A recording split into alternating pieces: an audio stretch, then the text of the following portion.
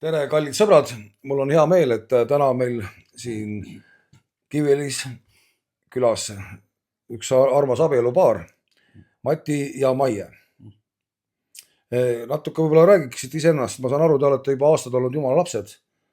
Et kuidas see juhtus, et Maie kohta ei leidnud internetis väga palju, aga Mati kohta räägitakse internetis vähemalt niimoodi, et sa oled laulnud ühes kuulsas kultusbändis ja Pärnu teatris teinud tööd. On see kõik tõsi? Jaa.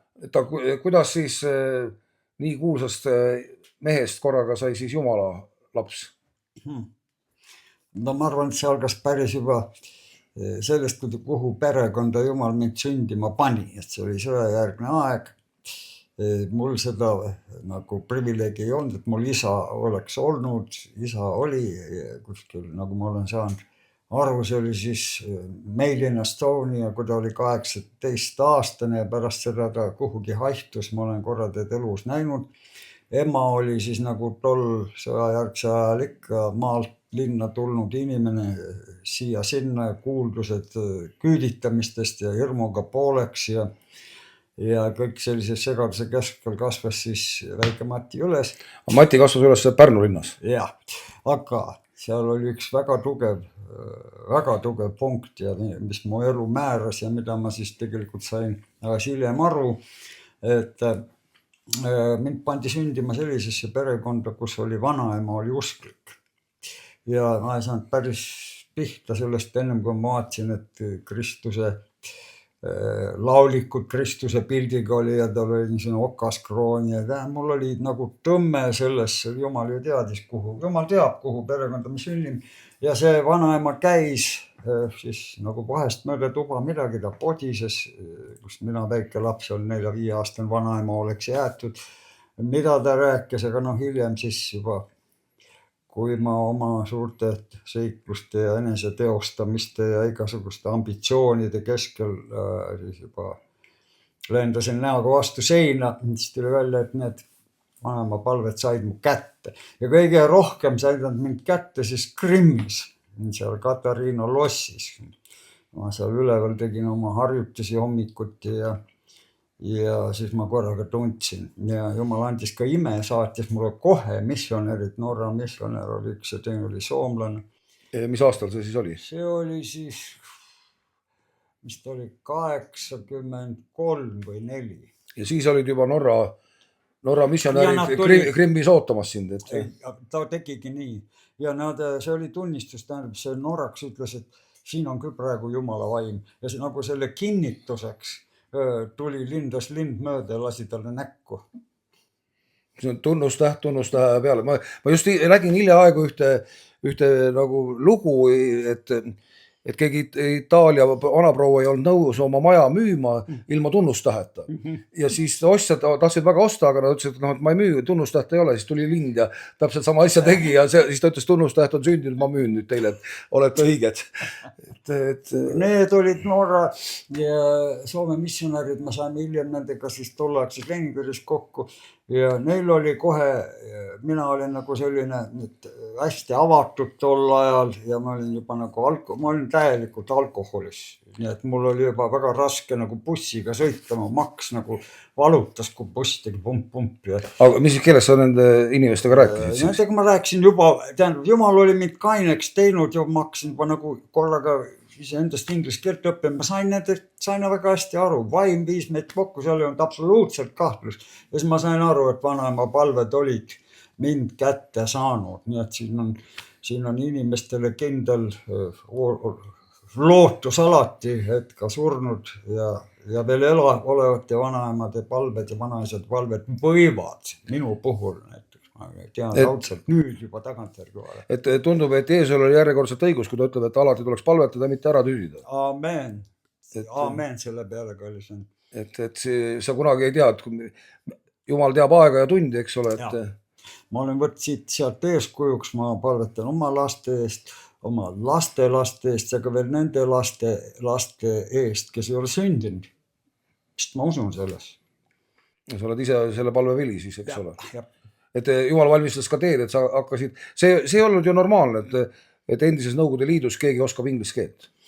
no mul hakkas korraga huvi, siis mu kõrv hakkas selle järel, nagu nad ütlevad. Sügelema. Jah, ja ma hakkan kuulama ja siis oli see British Broadcasting Corporation, vaatasin, kuulasin, kuna Eestis saab kuulata seda, siis ma sealt nagu õppisin.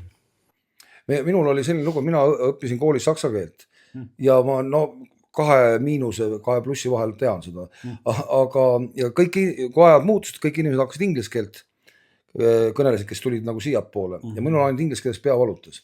Ja mul üks lätlasest sõber ütles, et kuule, seal on üks vägev jutlustaja Lõuna-Aafrikas, vaata teda.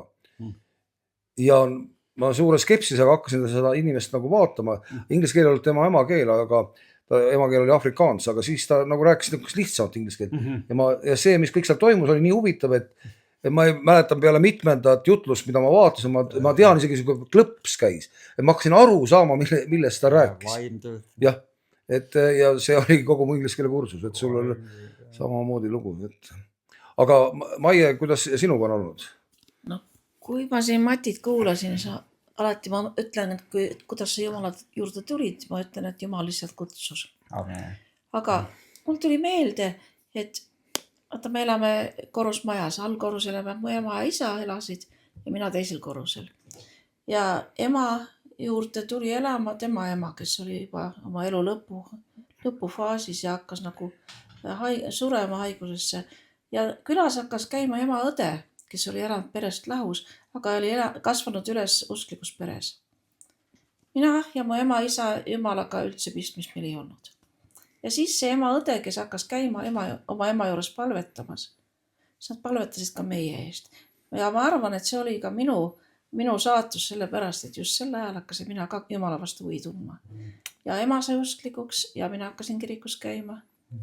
Hakkasin kirikukooris laulma, läksin pühapäevakooli õpetust õppima Soomesse ja tegin pühapäevakooli tööd oma 10 aastat. See oli samuti vanavanemate palve tulemus. Meil on nagu siuke palvestuudio täna täiesti, et siis et tuleks palvetada ja mitte ära tüdida, et see ja julgust ja kindlalt. Ja vaata, me oleme ju see põlvkond, kes kasvas üles pärast sõda, vahetult pärast sõda. Siis oli Jumal ju eriline põlualune. No see oli ju Hruštšovi selline tippaeg, kui ta ähvardas televisioonis, et ta 70ndate või 80ndate alguseks näitab siis viimast usklikku, eks ole. No näed. Ja sealt hakkasid hoopiski välja tulema uued usklikud. Ja see nagu oli hoopis selline vesi nagu ütleks Jeesuse tööle, eks ole, tema ähvardused. Nagu test neile, kes tegelikult on. Ja. Ta ütleb, et teie keskel peab olema lahk meelt, et tuleks esile see, kes on pidev kannatustes. Et siis pandi sündima Nõukogude ajal ja meid testiti läbi. Ja siis nagu nad ütleb, little did I know, et tuleb veel aeg, kus me saame vabas Eestis täna siis Kiviõlis jutustada. Ja Maiega ma saan aru, et oli lihtne, et siis tädi palvetas ja sa jõudsid juba kirikusse ja kirikust juba pühapäeval õpetajaks, aga Mati on Krimmis, ümbritsetud norrakatest ja soomlastest. No see oli siis juba hiljem. Kõigepealt, nagu sa ise tuletasid, tuli mul see kloonide paraad läbi elada, et ma olin kuldses trios. See oli siis Eesti mastaabis. No see oli ikkagi selline tegija. No tänase päevani seda nime ju ikkagi teatud ringkonnad mäletavad. No jah, ma olen hiljem ise kuulnud rahva hulgast ja nad ikka võtavad mind sellised, nagu ma oleks ikka seal alles oma juurtega, aga ma olen ju vahepeal varsti 40 aastat elanud juba teispool ookeani. Kahjuks või õnneks ootavad inimesed ikka, et sa oled see sama, kes sa siin Eestimaal vankri pärast pool purjus ringi loksusid ühest kultuurimajast teise, aga see aeg on juba pöördumatud Jumalal otse läbi saanud ja et me räägime siin täielikust ümbersünnist Jeesuse, elava Jeesuse Kristuse läbi, kes annab jõudu, kes annab väge välja tulla, läbi käia ja võtta ka isalt vastu karistust, et minna edasi, parandada meelt, kui on vaja, kui mõni sõna tahab lipsata välja suust, mis ei ole sobilik Jumala lapsele või seista vastu palvetega siis neile kiusatustele, millega kurat mehi tänapäeva Eestis ka ründab. Ja et see on vaimsed sõjapidamisriistad, milleks ta on siis sind ja mind valmistanud. Aga ikkagi, et kuidas sa tulid siis Krimmist Eestisse, leidsid mõne koguduse või kuidas see mul teekond ei ole läks? Krimmis, ma käisin puhkamas. Ma saan aru, ja Anton Tammsaaregi juba puhkas Krimmis. Trioga oli niisugune asi, et nad on pidanud seda mingisugust tõesti kuldseks ajaperioodiks, aga ma olen Jürile ja ma olen neile rääkinud, et see oli minu elus, oli see tegelikult üks kõige mustem ja õudsam niisugune lehekülg. See, mida teised inimesed vaatasid ja lehvitsid tänaval tere ja ma nägin televiisoris, see oli siis, minu jaoks oli see, sest ma olin ju enamus ajast pohmeluses, kui ma käisin seal teatri, näisin, tegime 3 kontserti, 2 kontserti vahel õhtul ja siis hommiku purjus peaga tuli minna seal veel näidendiks valmistama ja see oli üks niisugune nooruses aeg lendab kiiremini, et tagantjärele vaadates oli Jumal ise seda asja tegemas nii, et ma pidin lõppude lõpuks aru saama, et see ei ole ikka see asi, mis minu jaoks on. Ei see kuulsus, ei see kõik see raha, mis tol ajal oli ja kõik. Ei ole kõik kuld, mis hiilgab. Ei, absoluutselt. Ja see janu, järelikult kuskilt, nagu ma rääkisin, vanaema palved ja see janu tõe järele oli ikka midagi sellist, mis oli suurem ja võimsam kui kõik see, mis siin maailma kaduvus pakkus. Kuigi mul selles väikses riigis oli ju kõik olemas. Ja no mida enamus võib-olla inimesi tänapäeval tahaks olla tuntud, eks ole. Meil on täna see veel eriti lihtne tänu sotsiaalmeediale siin. Vaatan inimesed, kes mitte midagi ei tee, on nagu tuntumad kui asjalikud inimesed, kes võiksid olla tuntud, eks ole. YouTuberid, blogijad ja meil pool aastat tagasi, aasta aega tagasi käis keegi Ameerika maaltki külas, keda siis Riigikogu võttis vastu ja mingid räppar jah. Et aga kui see tuli ja võib-olla see ühiskond oli ka selline, et palju oli sellist nagu falši või kuidas seda õige sõna sellel oleks, sellist silmakirjalikkust või fassaadi, eks ole, et siis tahes-tahtmatult tekkis janu päris asjade järgi.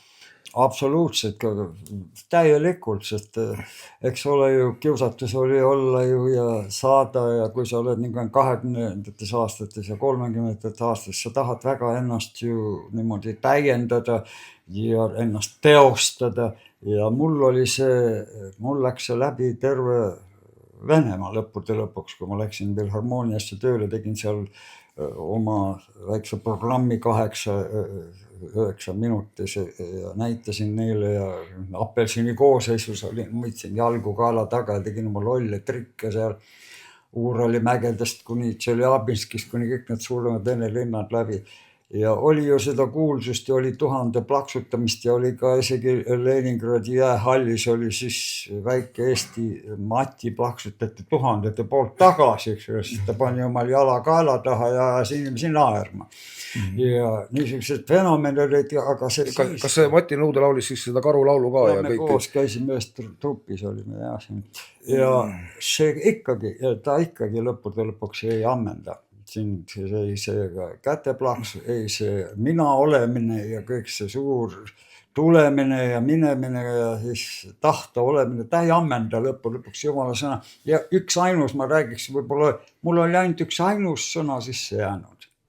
Niinime vehed tõusevad, rohkem ma ei teanud piiblist mitte midagi. Mul oli ära küsi, kus kohast, mida niinime vehed tõusevad, räägi mu sees, niinime vehed tõusevad. Hiljem ma sain aru, et nad tõusevad üles ja mõõtavad selle põlvkonna üle kohut. Et see, mis nõudjab imesid ja tunnustähti laval ja seda teostamist ja kõige seda inimlikku suurust, mida nimetatakse kunstiks ja kultuuriks, mille käiakse siis asendatakse Jumalaga teinekord, et see põlvkond saab siis selle Niinive meeste tunnistuse, et nad on valesid asju nõudnud. Meeleparandus on see, mida peaks praegune põlvkond kõigest väest taga ajama. Meelt parandada ja õppida. Mitte meelt lahutama, aga meelt parandama. Amen. Et täna me Eestis nagu ei hooma seda, meid on 1 300 000 inimest siin umbes, et tol ajal estraadi lava oli 105-200 miljonit inimest, eks ole, kelle hulgas võisid olla populaarne, et see mastaap, inimesed võib-olla nagu hoovagi, millest sa pead loobuma, aga see on see sama, kui kurat viis Jeesuse templi harjale ja ütles, et kummarda ja ma annan kõik selle maailma kuningriikide hilu ja hiilguse sulle, aga ainult kummarda mind, eks ole.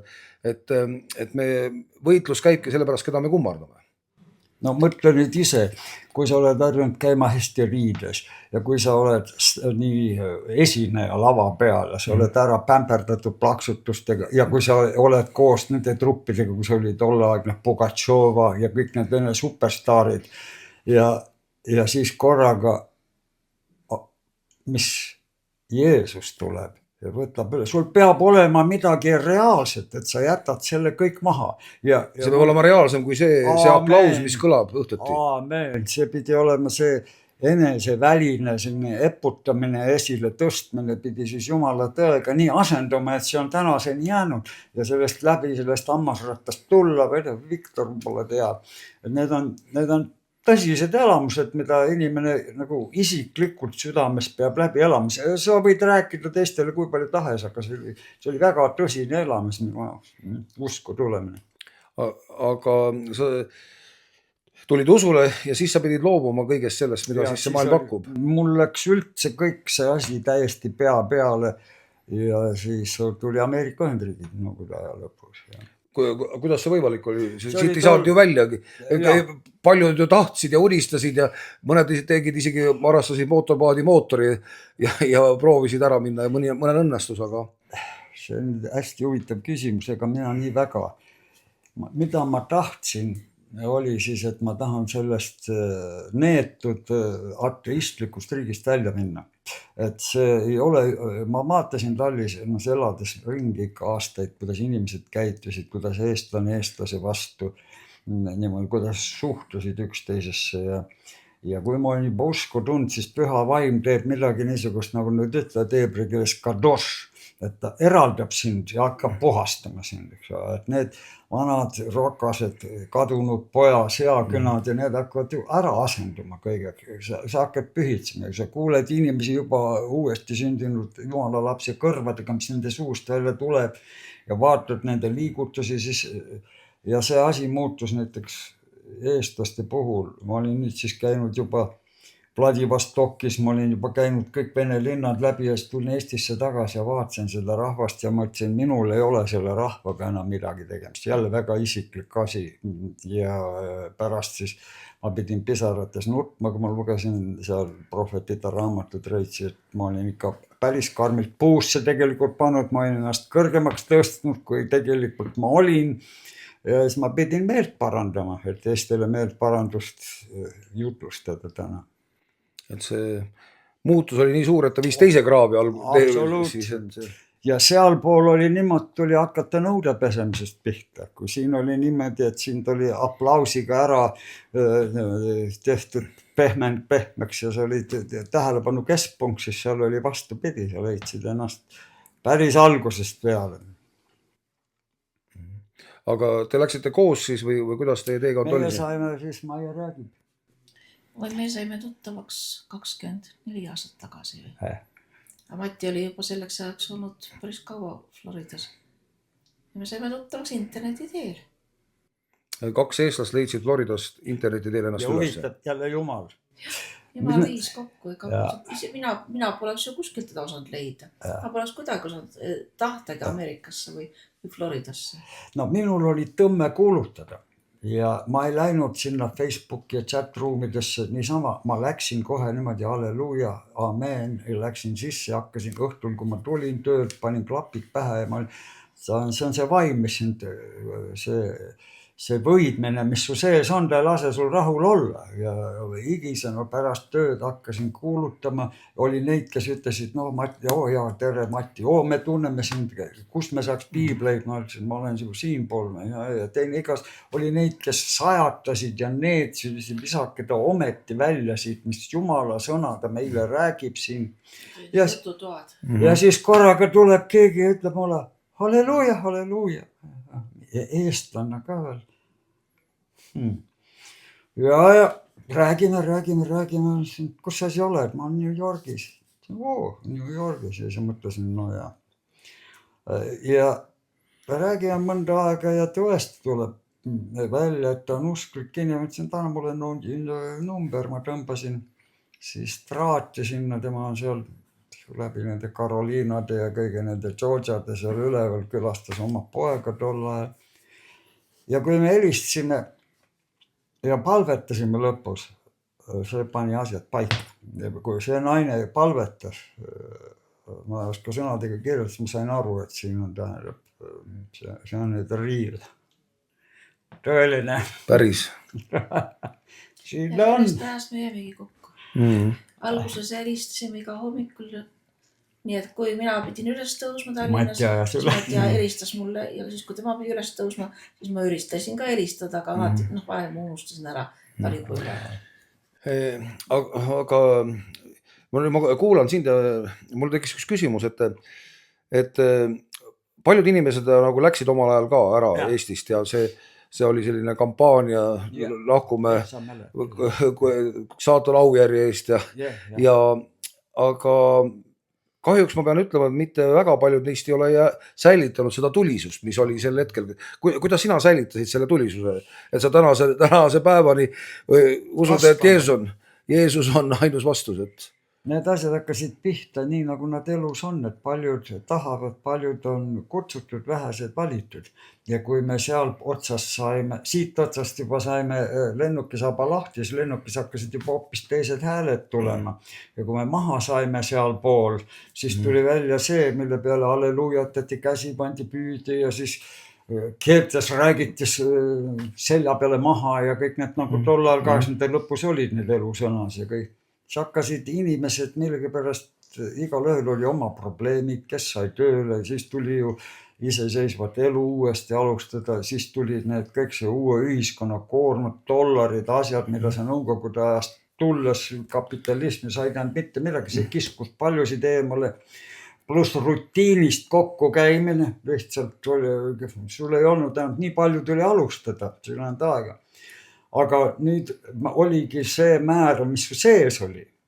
See on niisugune asi, kui seda on su sisse pandud ja kui Jumal on su selleks määranud, siis sul võivad tulla igasugused väikesed ahvatused, kiusatused ja kõik. Aga see vägi, mis nagu ma eelmalt ütlesin, mis oli sind juba välja tõmmanud, mis juba rullis, sa võisid minna sinna nii natukene maad, aga sa teadsid, et see pole see. Nii et ma nägin ümber ringi kalleid vendi ja õdesid, kuni ma neid nägin. Ja siis sattus minu kätte ühe eestlane, kes mulle saatis sinna selle Eesti prohvetid, reitsid ja need ja sealt tuli veel kinnitus sellest, et ikka ära ülbitse, ole ikka nüüd normaalne ja ära mõtle, et sa paned oma maja ette no dogs, no Estonians, eks ole, et ole ikka mõistlik. See on huvitav, et teised rahvused ma vaatan, eriti on ma nagu või isegi vaimustun armeenlastest, et kui nad näevad teist armeenlast ja nad kohe nagu tõmbuvad kokku nagu magnet. Aga me eestlastel on, me püüame nagu vältida, kui kuuleme eestikeelset kõnet kuskil. Huvitav, miks see nii on? See on üks huvitav asi, ma arvan, et siin on ka põhimõte selles, et kui me oleme kristlased, siis ikka kristlane tunneb ära. Vaimust me tunneme. Yes. Ma sinuga ei tunne sind isiklikult, aga kui me elus ikka sinuga kokku saame, siis meil on midagi sellist, mis meid ühendab rohkem kui oma lastega ja kõigi oma töökaaslastega. Aga kuna siin on nüüd see valu, mis meid paneb tulema ja jutlustama, on see, et on tegemist ikkagi klassikalise pagan rahvaga, ebajumalate kummardajatega, kelle puhul Karl Reit siis ütles, et see rahvas kaotatakse ära ja jättis meile ka juhised, palvetage Jehova poole, kes on loonud maa, taeve ja vee allikal, eks ole. Lahendus on, aga eestlase kõrkus ja see niisugune paganlik intellektualism, ta ei lase üsna tihti, kui viin sind ei ühenda. Ja see on teine asi, mis nagu võtab maha kõik piirajad. Ja viin.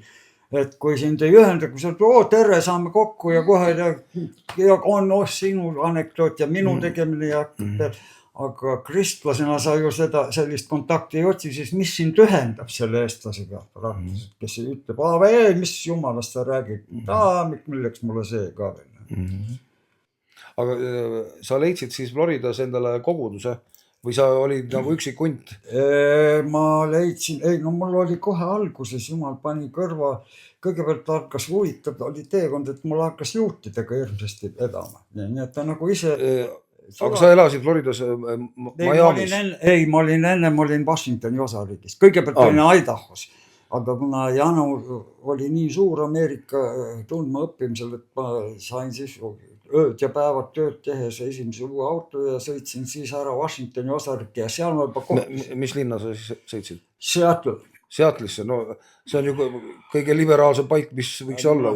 Aga seal olid siis inimesed ja see oli veel see osa, et Jumal nagu mind hoidis oma laste ja selle niisuguse klaaskristlaste, Ameerika kristlased tulid kõrval, istusid ja hakkasid märkama, et see asi peab olema ülevalt sulle saadetud, et tulid koguduse inimesed, kes kutsusid kogudusse ja siis tulid ka juudid ja ütlesid, et tule meie kogudusse.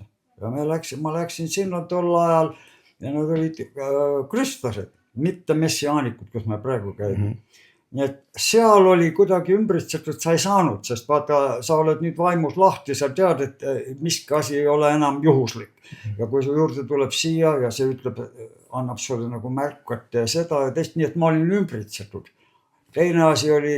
Sa olid sattunud õigesse seltskonda. Jas, aga...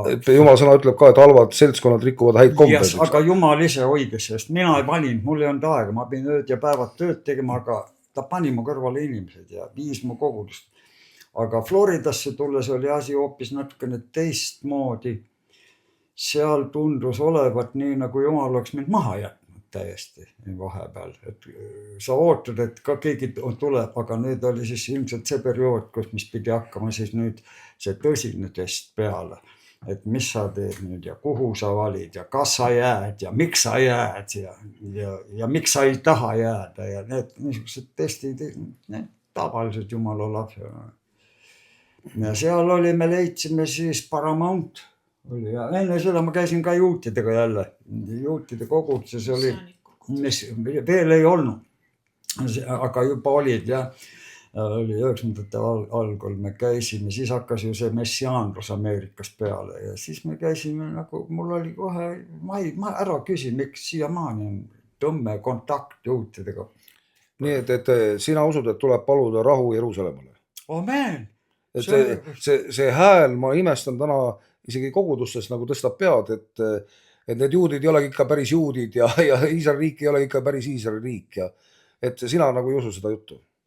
No, ega Piibel ju ütleb, mis ei ole, kas mina usun või ei usu. Piibel ütleb seda, mis Piibel ütleb, eks ole. Oi, me ei saa, juudid on nii sekmunenud, nagu ma olen kuulnud, ja sõimatud valejuudiks, põrgu lapseks on meid sõimatud täiesti piiskopide tasemel Eestimaal ja kuni rahvusvahel läks täiesti meie koguduseni, mis ütleme, et ei, no ta käib ikka meie koguduses.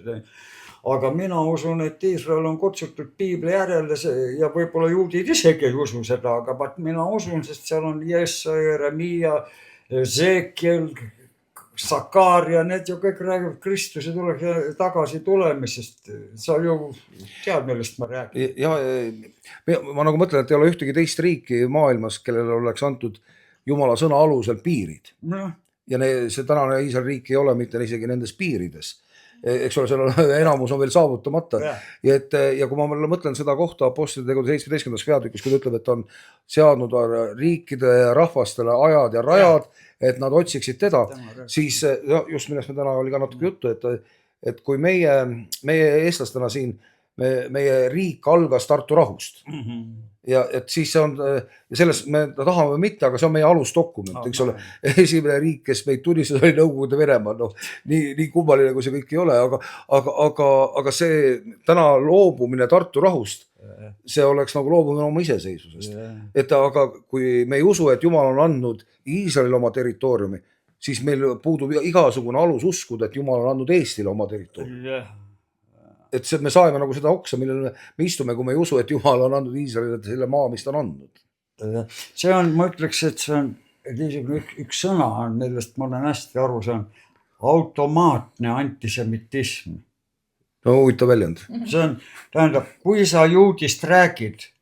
siis on juudi, kohe on juudi vastane midagi, juut No- see on nagu see lihaloomus No see on nagu mustlasega võib-olla natuke.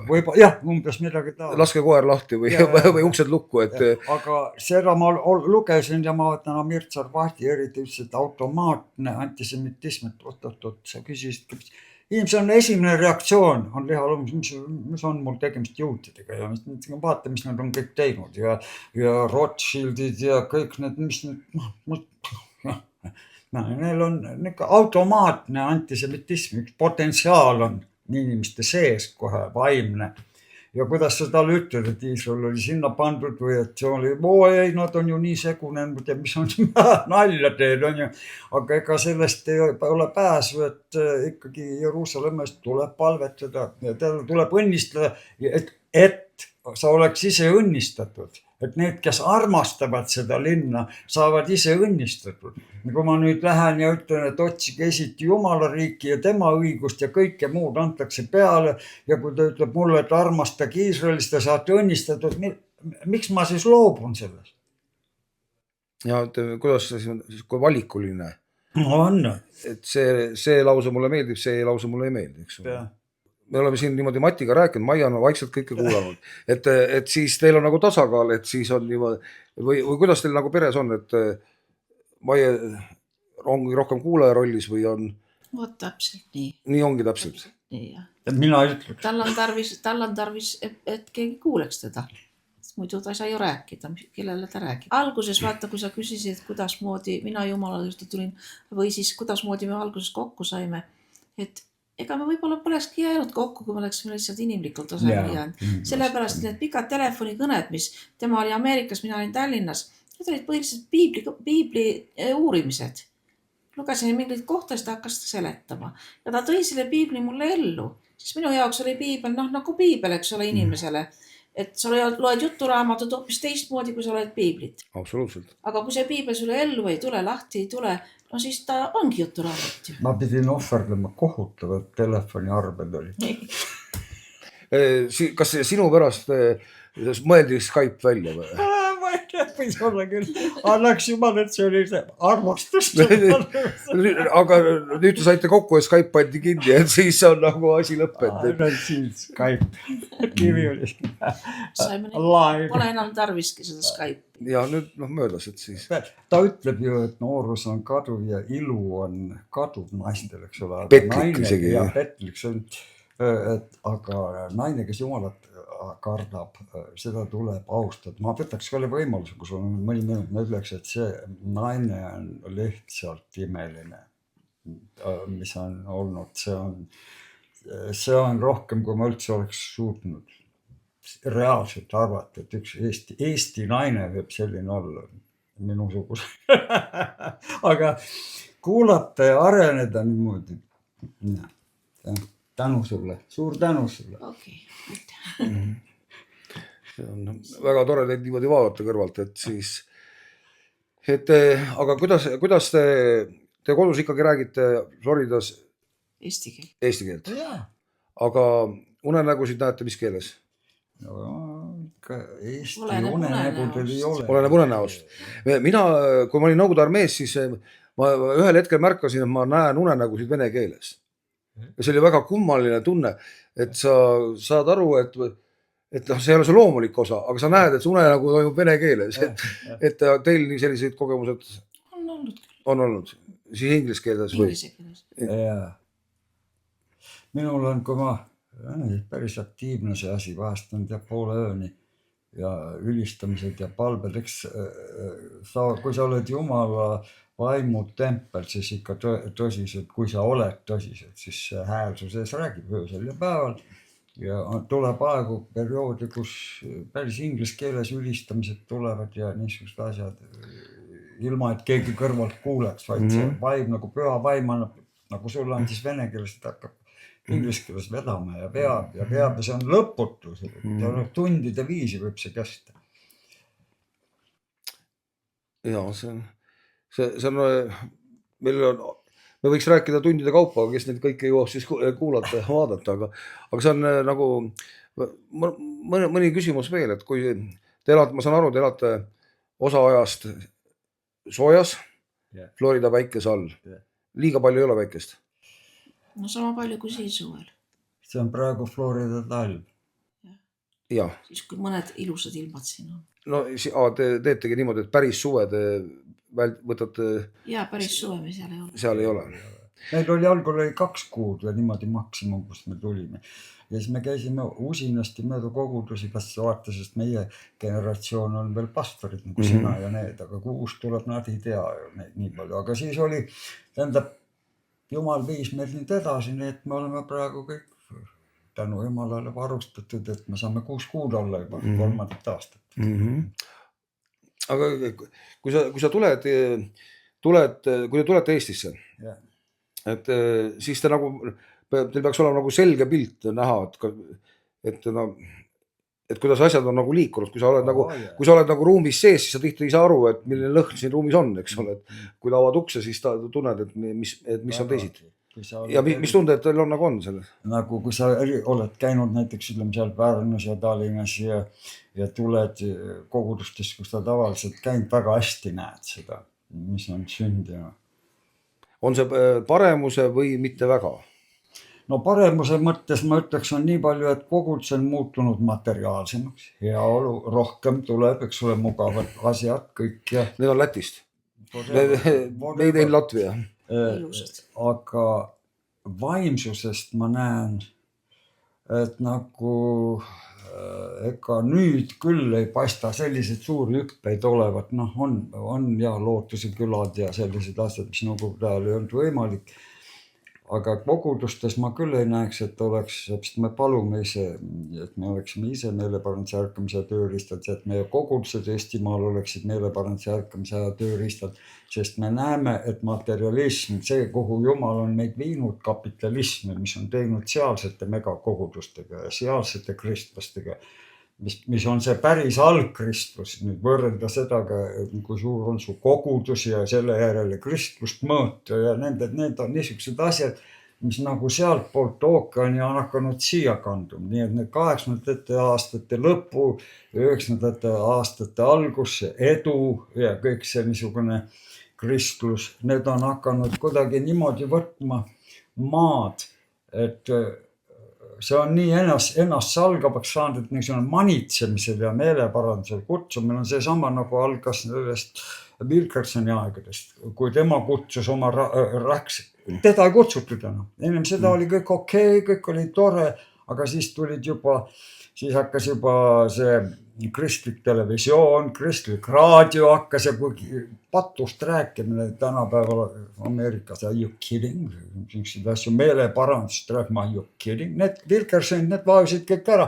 Nüüd kõik see Eesti rahvas räägib, Wilkerson siis juba tootas, Wilkerson siis juba kuulutas. Ja see on see aeg nüüd tulnud siia sisse. Kui sa nüüd oled sellises koguduses nagu meie käime, see mis nüüd oleme 7-8 aastat, kus me läheme päris sellesse Jumala sõnasse, mida tähendab tabernakel. See hakkab praegu Eestist telgi kogudus, et kuidas see kõik oli püha paik, kõige püham paik, välisõu, et see oli ju tegelikult kõik sisse pandud ka meie endi sisse. Selliste sügavusteni ei taha.